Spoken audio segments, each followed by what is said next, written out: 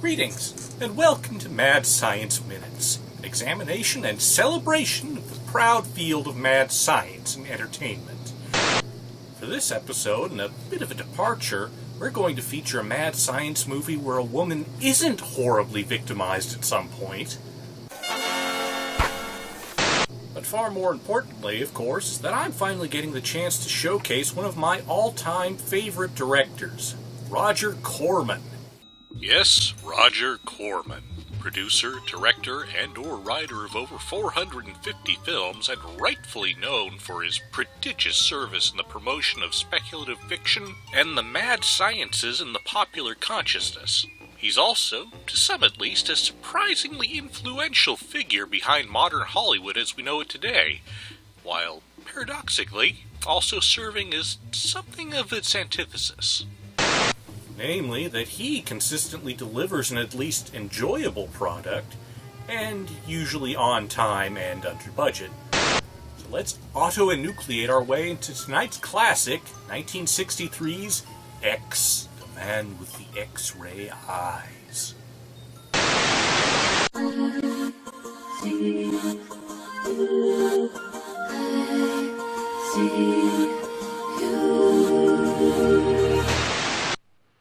They're both fine. Retina's clear, muscles are perfect. This is our hero, Dr. Xavier. No. Scientist and surgeon, getting his pre-foreshadowing physical, and as you might guess, his research concerns human vision and the anguish of its inbuilt limits. Sam, what's the range of human vision? Between 4,000 angstrom units and 7,800 angstrom units. Less than 1/10 of the actual wave spectrum. What could we really see if we had access to the other 90%? Unless your plan involves making your retinas grotesquely and hilariously large, you're still going to be SOL when it comes to the lower wavelengths. Just saying. I'm blind to all but 1/10 of the universe. My dear friend, only the gods see everything. My dear doctor, I'm closing in on the gods. Now, many people might have taken the hardware approach to circumvent this, but this is back in the comparative dark ages technologically. And more to the point, you don't get a nickname like Dr. X if you're not willing to cut out the middleman, as he explains to Dr. Fairfax, his liaison to the foundation providing his funding. Dr. Fairfax, I'm developing a way to sensitize the human eye so that it sees radiation, up to and including the gamma rays and the meson wind. I understood your objective when I first read your report. Why are you here? Because the report in question was dated 9 months ago. Because since that time, you've drawn over $27,000 of the Foundation's money, and we haven't had a word from you. You want a progress report? I'll give you something better, a demonstration. Said demonstration is in the traditional method, namely, gently daubing Dr. X's special formula into the eyeballs of a Capuchin conditioned to complete a vision test. This indeed seems to show the specimen has gained the ability to see through solid cardboard screens, with the slight side effect of suffering a massive fatal heart attack moments later. On the plus side, a necropsy shows clearly the monkey was perfectly healthy. On the downside... Heart failure, nothing else. I'd call it shock. Because of what it saw? No, because it couldn't comprehend or adjust to what it saw or saw through. That's all. Just like all the other test subjects so far. Uh-oh. James, why do you want to see so much? Well, why do you want to go on breathing? To stay alive. It's much the same thing with me. I'm curious, intensely curious. No, I mean the purpose. How can you use your new vision? Oh, there are thousands of ways. In this hospital, there are people I can help. By seeing their sicknesses with a clarity that would make X-rays a tool fit only for witch doctors. A frankly refreshing motivation. Too often movie scientists have an excuse for the profession. A dead family member, for example. As if the audience members needed a concrete reason to find sympathy for an intellectual who wanted to do more than the societally responsible thing of toiling in the mud, singing Kumbaya alongside the other Let's Dementia peasants. I'm not really a big fan of that mindset, that's all I'm saying. But alas, honeyed words and high ideals mean little when one's funding's up for review in 2 days. So, Dr. X resolves to move directly to human testing on himself, in clear defiance of the accepted order of precedence for test subject expendability. Then who's going to try it? Some student, some intern? Yes, or better yet, some convicted murderer. Anyone who has less to lose than you. After a bit of guilting and non-literal needling, the testing goes through. And goes quite well, actually. I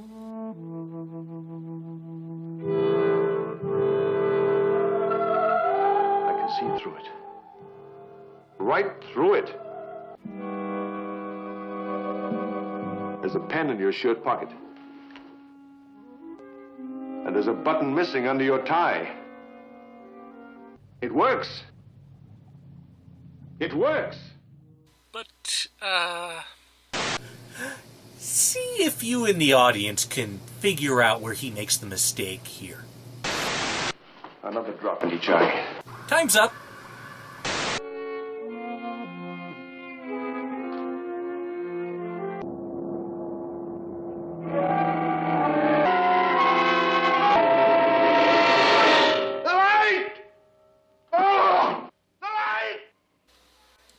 again, alas, despite the demonstrably successful effects, complete with documentation, witnesses, a whole pile of dead primates with X-ray vision, and one live one, the buzzkills at the Foundation pull his funding. And that's all. They voted against you. I tried. Dr. Brand. Maybe they're right. No, they're wrong. And I'll show them just how wrong. So, of course, the obsessive Dr. X does the logical thing by hunting around for other financiers, like a university, or another research hospital, or the government, or maybe just goes to the papers to reveal his breakthrough, to publicly embarrass his backers enough into taking him back. You'll get your chance again, James. Yes, I will. Or he just lets them pack up his lab, his boss telling him, "Oh well, better luck next time, see you back on rotation on Monday." In the meantime, he'll just continue testing on himself. And... Come along. Where are you dragging me? I have certain young friends who have a cure. For what disease? Intense doctors. Oh. Here you are, perfect martinis. Thank you. You.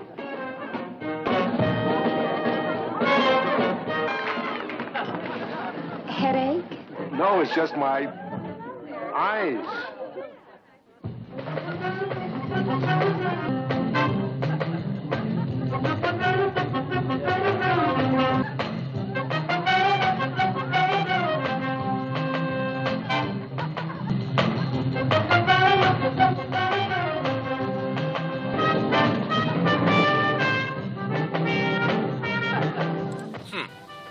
Spending the night before you have to perform surgery, drinking, partying, and taking perception-altering drugs.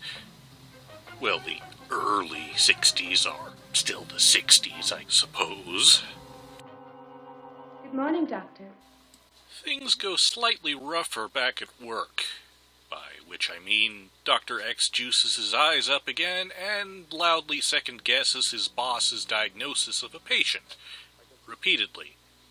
In the middle of an operation, and engages in a little bit of the old micro-violence, announcing he's seizing control of the procedure by virtue of his superpowers, and single-handedly performs a completely different open-heart surgery than had been planned or prepared for. Well, it works, technically. You know what you did was unethical. I had no choice. I don't know what I saw, but this I do know. You will be tried for malpractice. Foreshadow Sam urges caution, citing, if for no other reason, that the drugs radically altering his eyes have a straight route to X's brain, and he's starting to act a bit giggly. For all the mysteries of creation, with knowledge there is power. Power to learn, to create, to do. I proved it today. X takes it well. Sam. Jim, it's the only way. Someone has to care for you. Now push up your sleeve.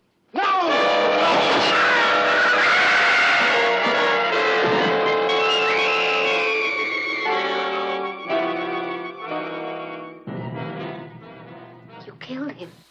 Rather than, well, try and help their friend first, at least for appearance's sake, Dr. F urges X to go on the lam, fearing that no one will believe it was an accident, even with her testimony, as after the incident with the operation, the authorities will likely just conclude he's gone insane. Bah, pure bigotry. 56-year-old scientists angrily backhand their best friends through leaded windows and drug-induced rages all the time. It's part of the culture. It's actually how Oppenheimer lost his security clearance. Hiding out in a sleazy carnival of terror, Dr. X, going by the name Mentalo... And I realize this has suddenly become a Batman story. ekes out a meager, somewhat seedy, and bit-part-filled living, privately lamenting his fallen station, mostly for the loss of the exceptional facilities in which to carry out his persecuted research. December 19th. The fluid is almost gone. I use only the smallest amounts now, but the effect seems to be cumulative.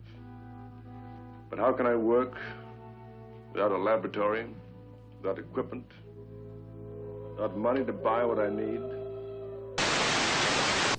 You know, in that time and place, there really are other people you could turn to get all the funding and research support you could ever want.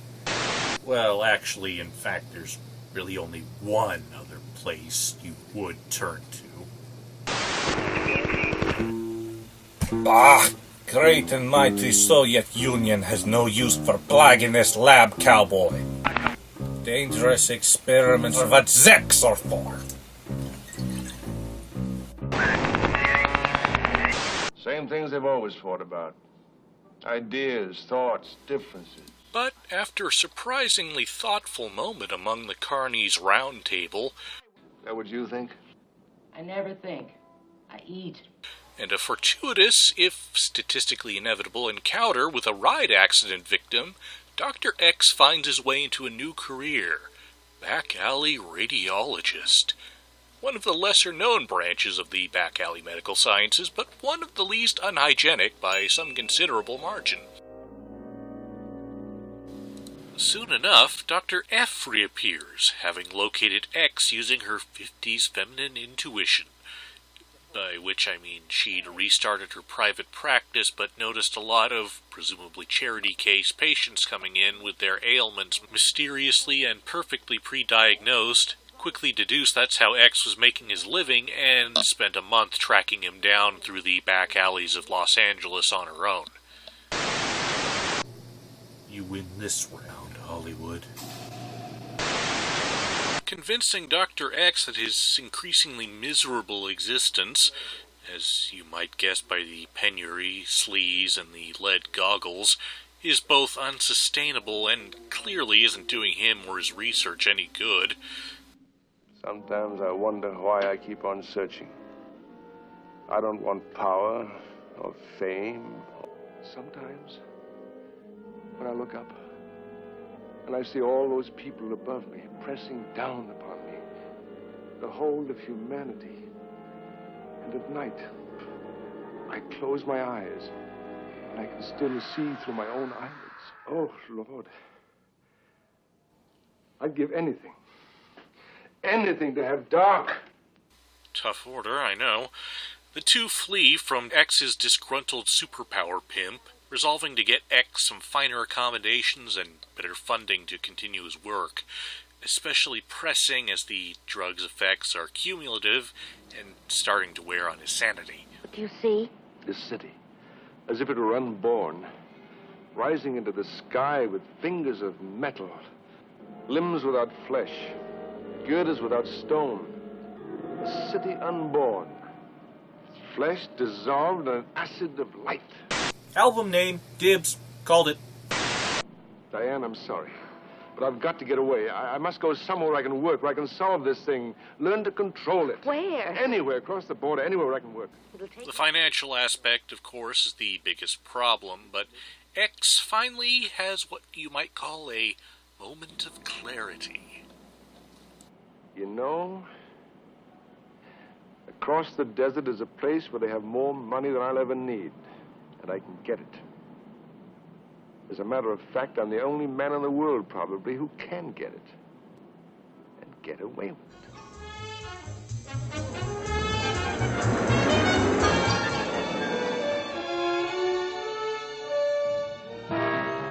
After a solid minute of staring at the strip through a diffraction grating, it's time to hit the tables. Well, with a little more help. You've taken a drug again. I had to. The effect is wearing down. If it wears down, then why are you taking more of it? Wait a minute. What's another drug used as an ocular local anesthetic in eye drop form? Speedballing super serum. The silent, spandex-wearing killer. Should have seen it coming. I don't gamble. This is not gambling. Now, naturally, this being old Las Vegas in 1963, it's apparently several hours before anyone gets suspicious about the stranger in massive weird goggles who comes in and starts cleaning up in cards. Jim, you've got enough, nearly 20,000. I could go on winning forever. They can't stop me from winning. Perhaps more surprisingly, it takes Dr. X that long to start acting pissy, begin calling the dealer's next card outright. Don't draw. Don't draw. Because you've got 16 there. The next card's a face card. And then get into a rather needless, avoidable scuffle. Whereupon we see what they spent 40% of the budget on. Skeletons dancing, flattering bones, making such a racket in the funeral. The ivory smokes and rolls, everybody rattling helter skelter. Skeletons, skeletons, dance, dance, dance. Skeletons, skeletons, dance, dance, dance. Skeletons, skeletons, dance, dance, dance.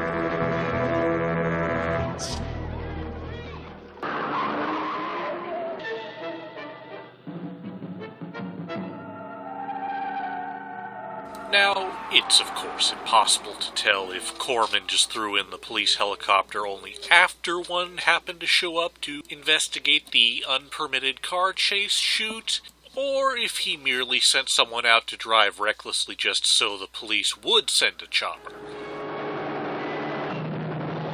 But in any case, Dr. X eventually loses his pursuers long enough to run off the road.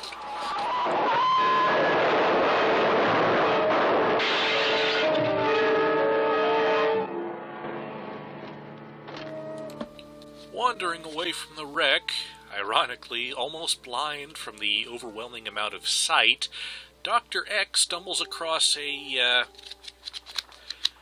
1920s revival meeting where he takes the opportunity to babble insanely. Are you a sinner? Do you wish to be saved?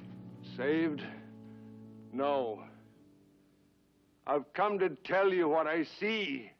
Great darknesses, farther than time itself, and beyond the darkness in the center of the universe, the eye that sees us all. Azathoth? Whereupon the preacher offers, Well, exactly the kind of fine medical advice you can expect from a sun-addled, sterno-sucking old scrub-brush snake handler. But the Lord hath told us what to do about it. If thine eye offends thee, pluck it out! Look it out! Look it out! Look it out! Look it out! Look it out! Look it out! Look it out! Look it out! I didn't mean that literally.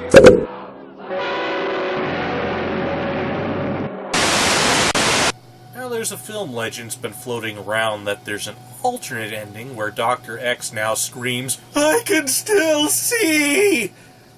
Although, considering that the heavy goggles were still dampening his supervision up until the end, for all we know, really, losing his eyes entirely might just have restored his vision to normal. So, happy ending. Considering the tragedy of Dr. X, I believe it was Milton who best put it into words.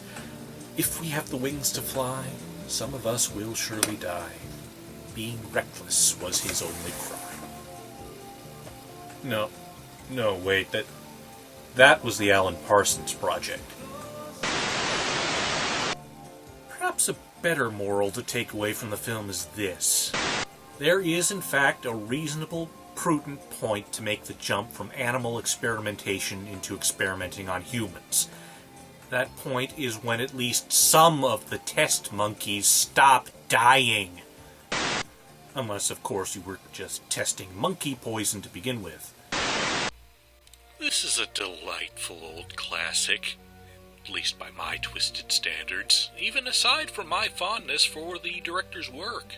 Rather refreshingly for this sort of film, as I've said, it's notably made more than evident, I feel, that Dr. Xavier's goal, and even largely his methods, were in fact noble and reasonable, from both a humanitarian and purely scientific standpoint, and that his downfall was really the result of the doctor's personal failings, the purity of the zeal for knowledge becoming corrupted into an intoxicant, and, well, possibly literally, or at least exacerbated by rampant substance abuse, and thus, tragically, reduced to a handicap and a base burden to a personality unable to truly master it. And possibly from staring into the face of the gibbering nuclear horror in the eldritch heart of space-time itself, but that's debatable. A summary simply doesn't do it proper justice, but it's a movie I can recommend. And from a director/producer/writer/caterer that I'm sure we'll be seeing here again. This has been Mad Science Minutes. Be sure to check in for our next episode, either the review of Nazis at the Center of the Earth, or our countdown of the 5 sexiest vivisection scenes. Number 5. I was wrong! This isn't fun at all! Why won't I die? Till next time, it burns.